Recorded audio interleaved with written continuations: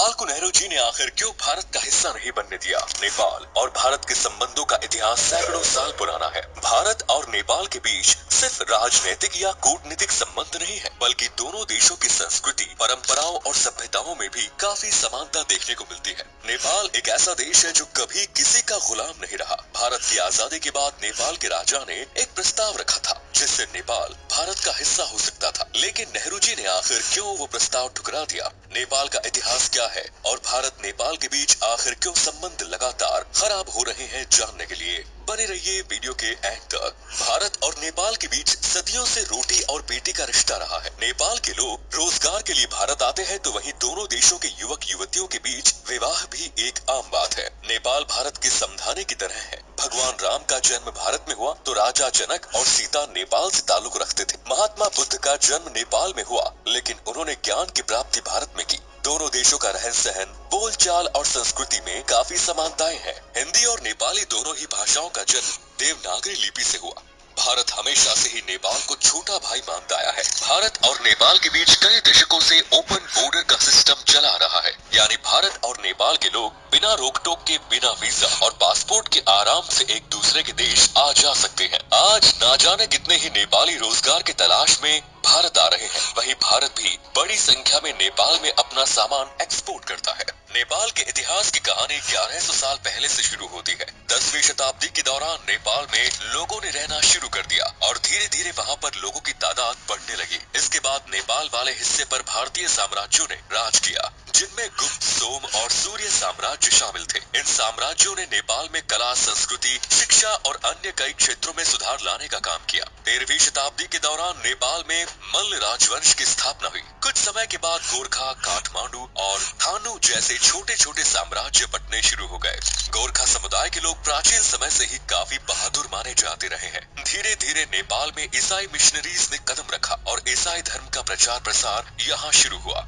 वहीं दूसरी ओर भारत में ब्रिटिशर्स का राज था। ब्रिटिशर्स ने नेपाल को अपने अधीन करने की कोशिश भी की। सन 1814 में नेपाल और ब्रिटिशर्स के बीच वॉर हुई, जिसे एंग्लो नेपालीज वॉर के नाम से जाना जाता है। 2 साल तक चले इस युद्ध में अंत में गोरखा की हार हुई। इसके बाद भी नेपाल ब्रिटेन का गुलाम नहीं बना, बल्कि काठमांडू और ईस्ट इंडिया कंपनी के रूलर्स के बीच एक संधि पर हस्ताक्षर हुए, जिसमें दोनों देशों के बीच बॉर्डर निर्धारित कर दिया गया। महाकाली नदी के साउथ वाले हिस्से को भारत में शामिल कर दिया गया और नॉर्थ वाले हिस्से को नेपाल में। इतिहासकारों के माने तो सन 1950 के दशक में नेपाल के राजा त्रिभुवन वीर विक्रम सिंह ने भारत के तत्कालीन प्रधानमंत्री पंडित जवाहरलाल नेहरू को एक ऑफर दिया और कहा था कि वे नेपाल को भारत का एक प्रांत बना ले, लेकिन नेहरू ने इस प्रस्ताव को खारिज कर दिया। नेहरू ने कहा था कि नेपाल एक स्वतंत्र राष्ट्र है और इसे स्वतंत्र राष्ट्र ही रहना चाहिए। वहीं इसके पीछे की असली सच्चाई के बारे में कहा जाता है कि यदि नेहरू जी राजा त्रिभुवन का प्रस्ताव स्वीकार कर लेते तो इससे चीन नाराज हो सकता था। नेहरू और चीन के बीच काफी अच्छे संबंध थे और नेहरू किसी भी कीमत पर चीन को नाराज नहीं करना चाहते थे। इसीलिए कहा जाता है कि नेहरू ने नेपाल को भारत का हिस्सा नहीं बनने दिया। यदि नेपाल भारत का हिस्सा बन जाता तो आज चीन भारत की तरफ आंख उठाकर देखने की जरूरत नहीं करता। भारत का तिब्बत जैसे क्षेत्रों में भी दबदबा हो सकता था।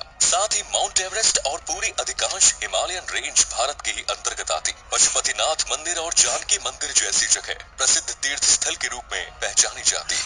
पिछले कुछ सालों में भारत और नेपाल के बीच रिश्तों में दरार देखी गई है। नेपाल में लोगों को एंटी इंडियन के नारे लगाते देखा गया है। इतना ही नहीं, नेपाल में कुछ बुद्धिजीवी नेता लोगों को भारत के खिलाफ भड़का रहे हैं। एक नेता ने तो कुछ समय पहले ये भी कहा था कि नेपाल के गोरखा जवानों को भारतीय सेना में अपनी सेवा प्रदान नहीं करनी चाहिए। नेपाल और भारत के बीच सबसे बड़ा विवाद सीमा को लेकर चल रहा है। साल 2019 में भारत ने अपना एक नया पॉलिटिकल मैप जारी किया, जिसमें उत्तराखंड के पिथौरागढ़ जिले के 3 हिस्से कालापानी, लिपुलेख और लिम्पियाधुरा को भारत ने अपने नक्शे में दिखाया। इन सभी क्षेत्रों पर लंबे समय से भारत का कब्जा है, लेकिन अचानक नेपाल ने इस पर आपत्ति जतानी शुरू कर दी और कहा कि ये तीनों जगह नेपाल के अधीन आते हैं।